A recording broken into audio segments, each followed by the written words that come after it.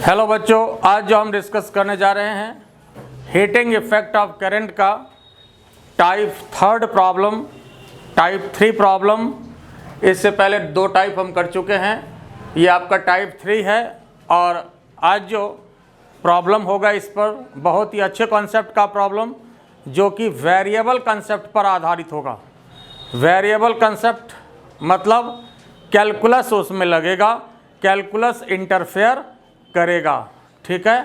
तो अब यहाँ पर देखिए, इसलिए ये दिया गया है type 3 based on variable concept based on calculus, और इसमें बेसिकली इंटीग्रेशन का यूज होगा।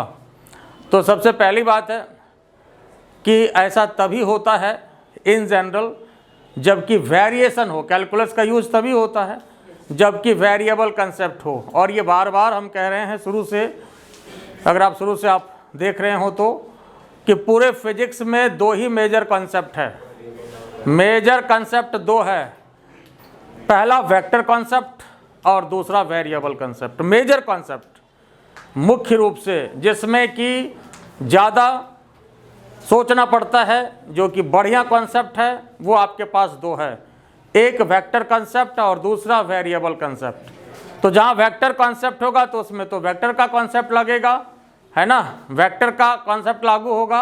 और जहाँ वेरिएबल कॉन्सेप्ट होगा तो उसमें कैलकुलस लागू होगा, कैलकुलस इंटरफेयर करेगा। अब चाहे वो डिफरेंशिएशन हो या इंटीग्रेशन हो, वो तो सिचुएशन के हिसाब से लगता है।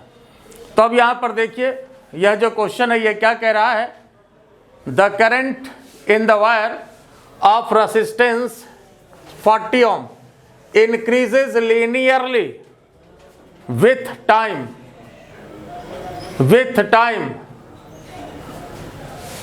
15 एम्पियर टू 60 एम्पियर, या इसमें यहाँ ज़्यादा अच्छा होगा फ्रॉम दे दीजिए, from 15 ampere to 60 ampere in 15 second.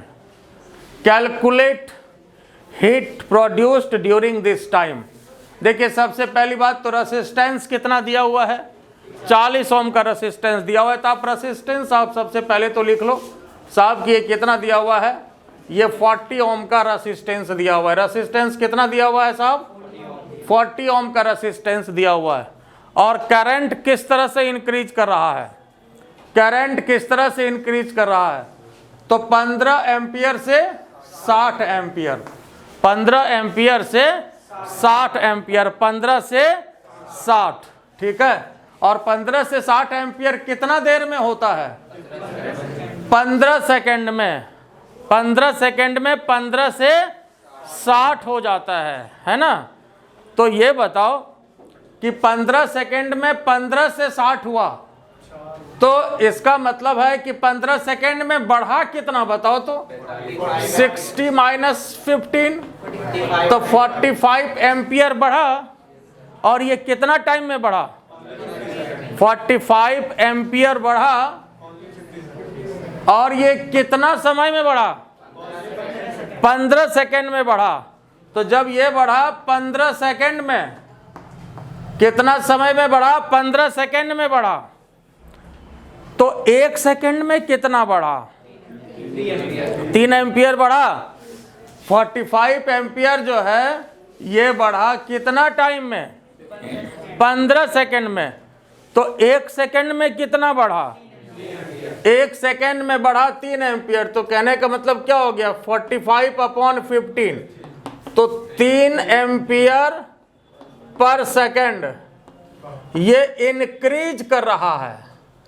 बढ़ने का रेट कैसे है, तो 3 एम्पियर पर सेकेंड, बढ़ने का रेट कैसे है, 3 एम्पियर पर सेकेंड से क्या हो रहा है, बढ़ रहा है। 3 एम्पियर पर सेकेंड से क्या हो रहा है, बढ़ रहा है। 1 सेकेंड में 3 एम्पियर बढ़ रहा है, तो 15 सेकेंड में कितना एम्पियर बढ़ेगा, 45 एम्पियर ये बढ़ेगा। अब पहले से है कितना करंट, पहले से है कितना करंट, 15 एम्पियर।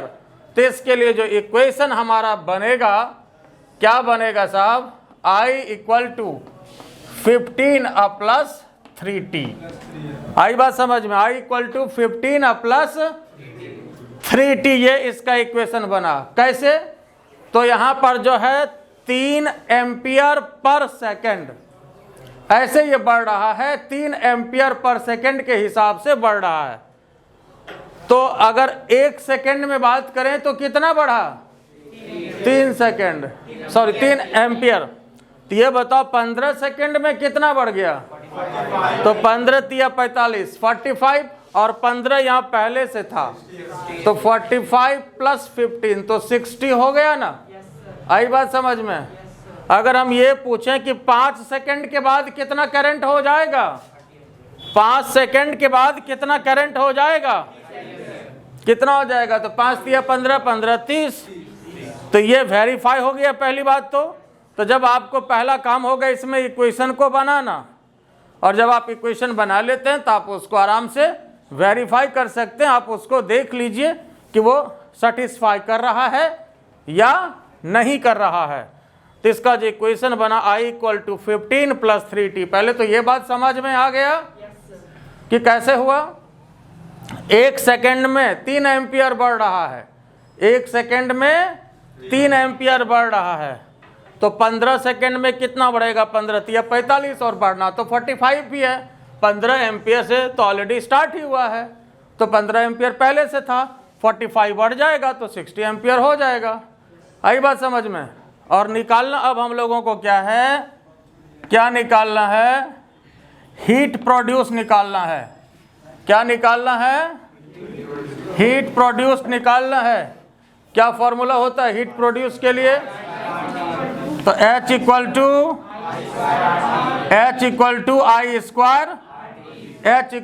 I square.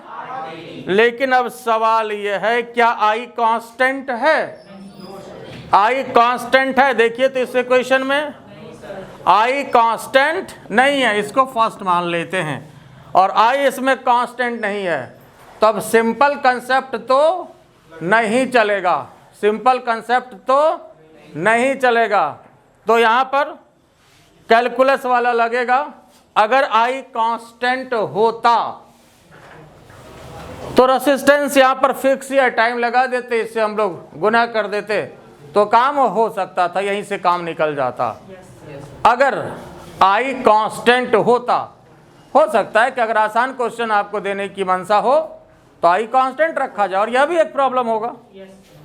मान लो गलती भी आप करते हैं, इसलिए हम कहते हैं गलती करो, गलती से सीखोगे। मान लो गलती ये करोगे, आप I का मान बैठा दोगे सपोज जो भी, उसके बाद इससे गुना कर दोगे, तो ये गलत हो जाएगा। लेकिन अगर कांस्टेंट होता करंट या कांस्टेंट हो तब फिर ये डायरेक्ट लगा सकते हैं, लेकिन इसमें ये नहीं लगेगा। तो यहाँ पर जब हमारे पास फार्मूला का, ये समझ गए ये क्यों नहीं लगेगा। तो अब इसके बाद जो फॉर्मूला यहाँ पर लगेगा H = IR dt, मतलब कैलकुलस फॉर्म, इसी का आप कैलकुलस फॉर्म लगा दिए, H = I² dt। बोलो कोई तकलीफ है इसमें? देखो जैसे मान लो साहब, अगर हम वेलोसिटी की बात करते हैं, सिंपल फॉर्म हो तो x/t भी लगाते है ना, और अगर वेरिएबल कंसेप्ट हो तो वहाँ पर dx/dt लगाते हैं। तो वही बात आपका यहाँ भी है। तो चूंकि अब ये सिंपल फॉर्म से काम नहीं होगा, तो H वाला नहीं लगा करके यहाँ पर जो है, जरा इधर देखिए तो ठीक है। तो dH = I² dt, I² dt। बोलो कोई तकलीफ है इसमें? ठीक है। तो अब यहाँ पर क्या करेंगे, dH I के स्थान पर कितना, अभी हम लोग लिखे हुए हैं 15 + 3t और इसका स्क्वायर R dt। यहाँ देखिए तो ये dH हुआ, और H के लिए क्या करना पड़ेगा, अब इसको इंटीग्रेट करना पड़ेगा। क्या करना पड़ेगा? इसको इंटीग्रेट करना पड़ेगा। बोलो इसमें कोई दिक्कत है यहाँ तक? तो क्या करना पड़ेगा, इसको इंटीग्रेट करना पड़ेगा। ऊपर लिखा हुआ है ना, क्वेश्चन तो लिख चुके हैं आप लोग ना, ठीक बात है। तो जरा क्वेश्चन को अब हटाते हैं, बाकी तो अब इसको इंटीग्रेट करना है। और कहा जाए तो इसमें अब जो है सो मैथमेटिक्स है ना, अब इसमें मैथमेटिक्स है। तो इंटीग्रेशन dH, और यहाँ पर इंटीग्रेशन 15 + 3t का यहाँ पर whole square R D T.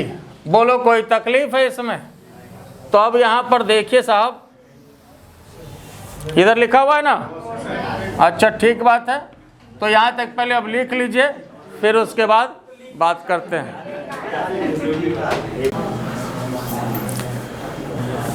यहाँ तक क्लियर है ना? तो अब इसको इंटीग्रेट करना है। इंटीग्रेशन डी एच एच आपका हो गया, इंटीग्रेशन 15 प्लस 3t का होल स्क्वायर, और ऐसा करो इसको होल स्क्वायर पर तोड़ना है। और रेसिस्टेंस कितना है जी? रेसिस्टेंस कितना है? 40। अब ये बताइए कि लिमिट क्या होगा इस इंटीग्रेशन का? लिमिट क्या होगा? देखो dt है तो टाइम का लिमिट बैठेगा, सीधी बात। और याद रखिएगा dt है तो टाइम का लिमिट बैठता है, d थीटा है तो थीटा का लिमिट बैठता है, dz रहे तो z का लिमिट बैठता है, dv रहे तो v का लिमिट बैठता है ना? तो dx रहे तो x का लिमिट बैठेगा, तो इसके अनुसार लिमिट बैठता है। dt है तो टाइम का लिमिट बैठेगा। तो कितना? 40। टाइम कितना है जी? 15 सेकंड है ना? 15 सेकंड की बात है। अब इसको यहाँ पर जो है होल स्क्वायर में पहले तो ब्रेक कर दीजिए। ए स्क्वायर 15 का square 225, B square 90 square plus 2ab 2 into 15 into 3, यही ना जी? 3t। देखते चलिए, और उसके बाद dt, और ये 40 बाहर निकाल दें। 40 कांस्टेंट है इसलिए बाहर निकाल दीजिए, और 0 से 15। देखते चलिए, आप लोग बोलते चलिए, जवान आदमी है, आवाज़ आनी चाहिए। तो यहाँ पर जो है integration 2 to 5 dt 9t square dt, और ये कितना हो गया जी? 2ab था 90, तो 90t dt अपने जगह पर। और लिमिट क्या होगा? सब जगह 0 से 15, 0 से 15 और 0 से 15, है ना? ये होगा, ठीक बात है। अब यहाँ पर देखिए, अब यहाँ भी जो कांस्टेंट है इसको बाहर निकालते चलिए और बोलते चलिए। इंटीग्रेशन dt हो गया 0 से 15, 9 बाहर निकला, t स्क्वायर dt 0 से 15, 90 बाहर निकला, इंटीग्रेशन t dt 0 से 15।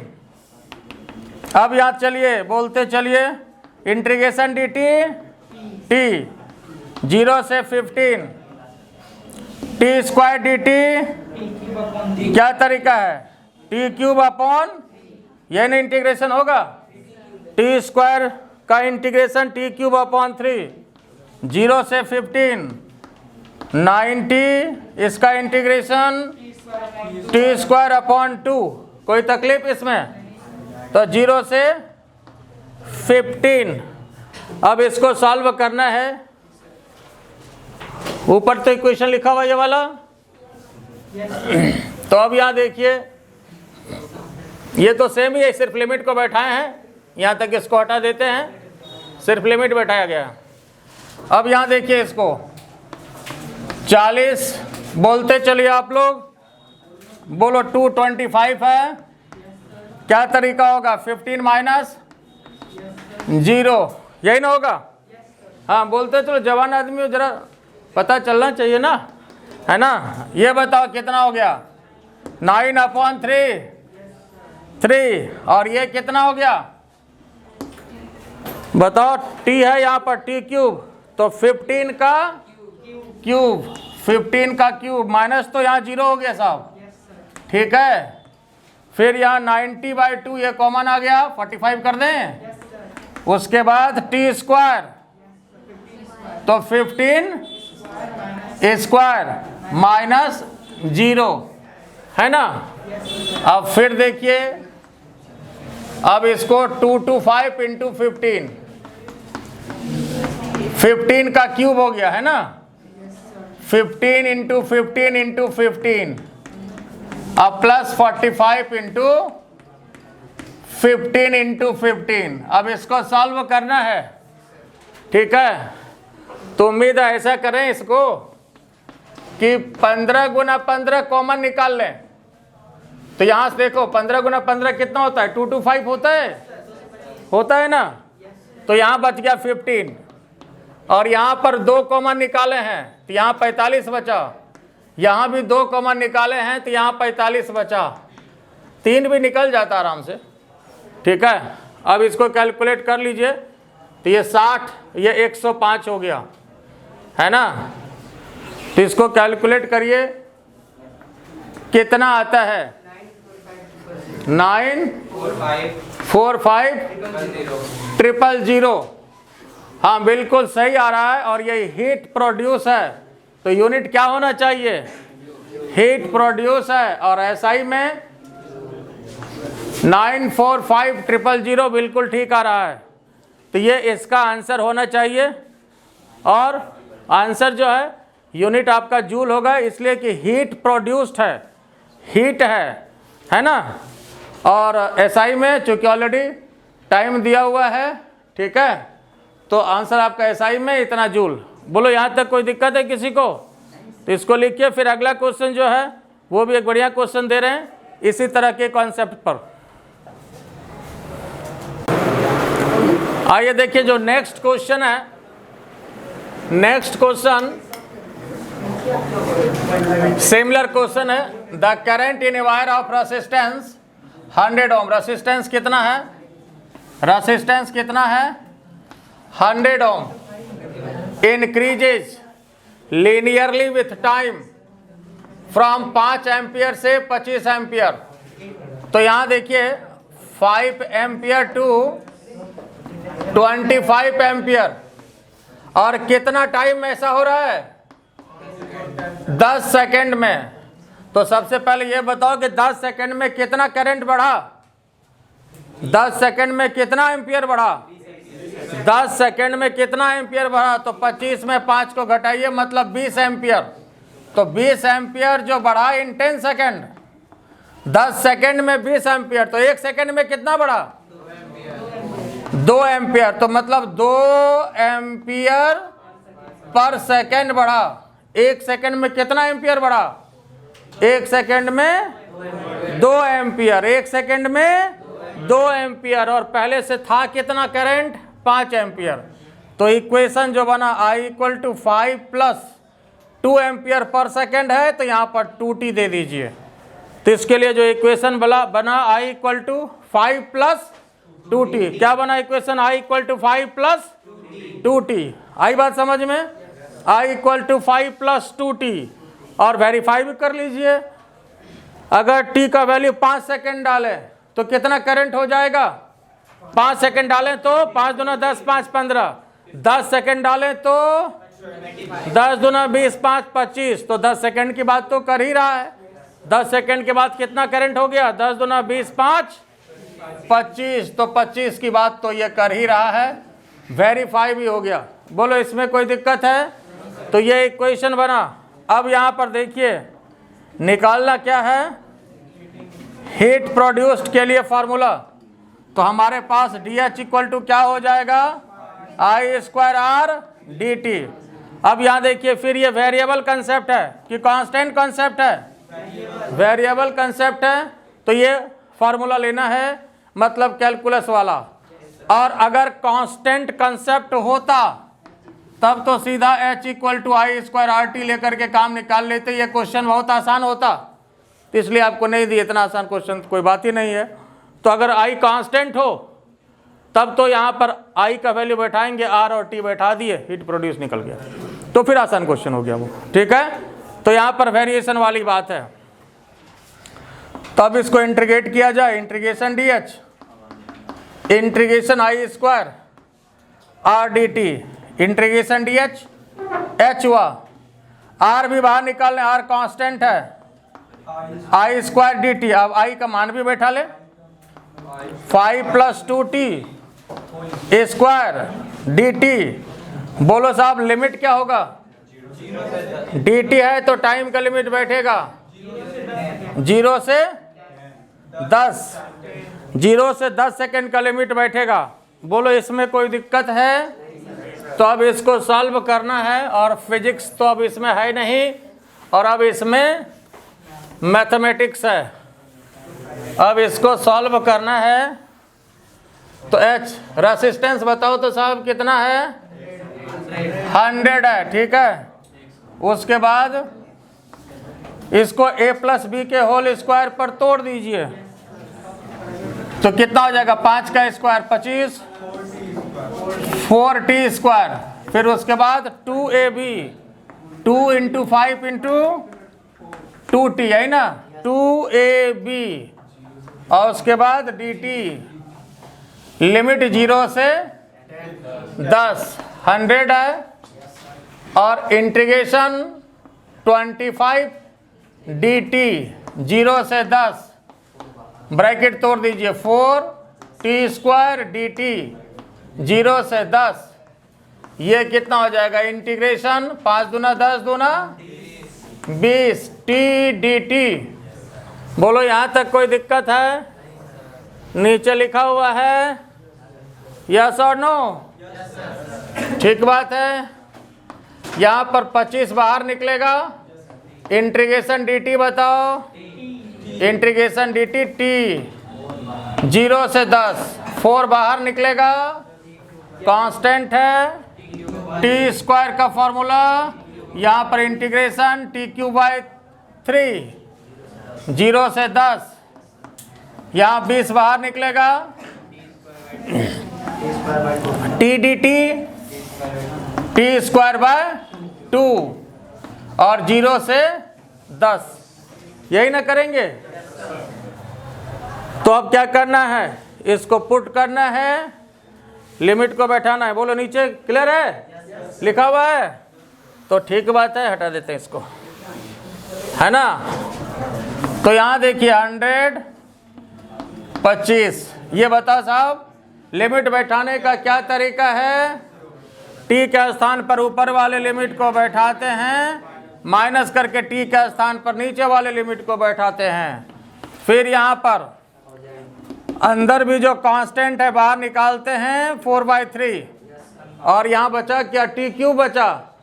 तरीका क्या है? टी के स्थान पर ऊपर वाले लिमिट को बैठाते हैं, माइनस करके टी के स्थान पर 0, फिर यहाँ देखिए साहब 20/2 मतलब 10 हो गया, बचा क्या? T square. लिमिट बैठाने का तरीका, टी के स्थान पर ऊपर वाला लिमिट कितना? तो ये आपका 10 का स्क्वायर मतलब 1000 दे दूं, माइनस 0, ये 10 का स्क्वायर होगा, 100 होगा, 100 होगा, ठीक है।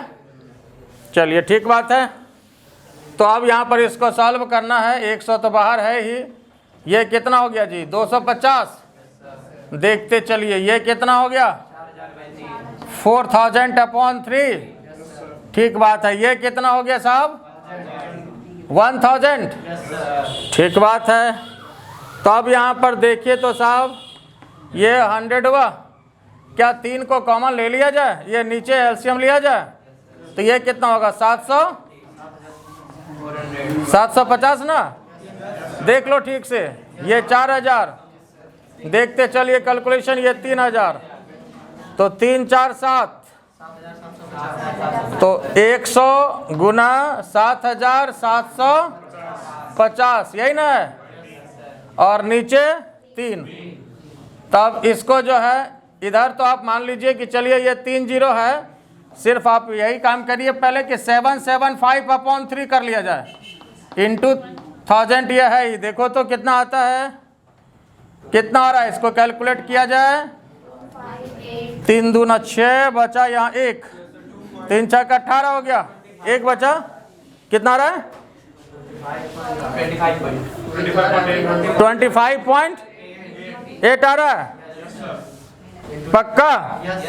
तो 25.8 इंटू, है ना, तो इसको ऐसा भी लिख सकते हो, ऊपर भी यहाँ पर जैसे मान लो 1 पॉइंट हम नीचे देना चाह रहे हैं, 10 गुना 10, 2.58 इंटू 10⁴, मिला लीजिए, इतना आ रहा है, 2.54 इंटू 10⁴। कैलकुलेशन एक बार देख लीजिए, मिला लीजिए, इतना आ रहा है। और ये क्या निकला? हीट प्रोड्यूस, क्या निकला ये? हीट प्रोड्यूस 258, ठीक है। तो यहाँ पर 25.8 है ना, 258.3, तो उतना जाने दो, इतना ठीक है ना।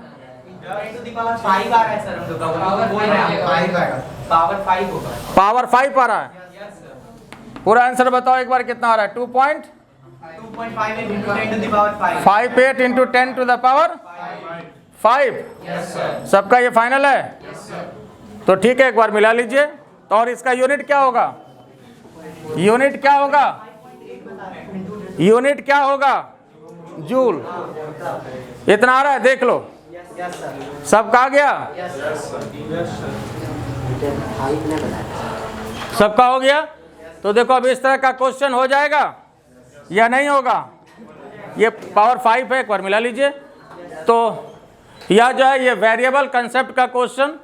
और अगर मान लो आई अगर कांस्टेंट होता तब तो फिर इस तरह का क्वेश्चन बहुत आसान हो जाता है। जैसे मान लो अगर हम रेसिस्टेंस दे दें 50 ओम, करंट दे दें मान लो 20 एम्पियर, है ना, और टाइम दे दें मान लो 10 सेकेंड। कोई भी करंट 20 एम्पियर तक पास कर रहा, 20 एम्पियर का पास कर रहा है, समय कितना? 10 सेकेंड के लिए। तो इसमें हीट प्रोड्यूस कितना होगा बताओ? तो ये छोटा क्वेश्चन, आसान क्वेश्चन। तो इसमें डायरेक्ट I²RT लगा दीजिए, लगेगा ना? तो कितना हो जाएगा? I², 20 गुना 20, रेसिस्टेंस 50, टाइम 10, कितना हो गया है? 20,000। तो 2 लाख। तो 2 लाख जूल, मतलब रेसिस्टेंस 50 ओम हो, करंट 20 एम्पियर का हो और 10 सेकेंड तक अगर पास करे तो हीट प्रोड्यूस कितना होगा? 2 लाख जूल का हीट का प्रोडक्शन होगा। आई बात समझ में? तो ये क्वेश्चन क्या था? आसान क्वेश्चन हुआ। क्यों आसान हो गया? इसलिए कि इसमें आई कांस्टेंट हो गया, इसलिए कि इसमें आई। तो अगर कांस्टेंट हो जाता है तो फिर तो क्वेश्चन बहुत आसान हो जाता है, और अगर वेरिएबल होता है तो थोड़ा सा उसमें आपको समय लगता है। तो फिर इस तरह का क्वेश्चन आपको बढ़िया क्वेश्चन होता है। आई बात समझ में? और अगले दिन जो डिस्कस करेंगे वो सबसे बढ़िया स्तर का क्वेश्चन होगा। और उसमें क्या होगा अगले टाइप में? अगला टाइप जो डिस्कस करेंगे तो उसमें करंट, इलेक्ट्रिसिटी और हीट का कनेक्शन होगा। करंट और हीट का कनेक्शन होगा, और वो सबसे बढ़िया स्तर का क्वेश्चन जो है इस टॉपिक का बनेगा। ठीक है? तो यहाँ तक किसी को कोई दिक्कत है? तो चलिए, मैं हूँ RK जय सर, हमारा चैनल इनोवेशन एकेडमी। फ़ायदा हो तो क्या करना है? लाइक करना है, सब्सक्राइब।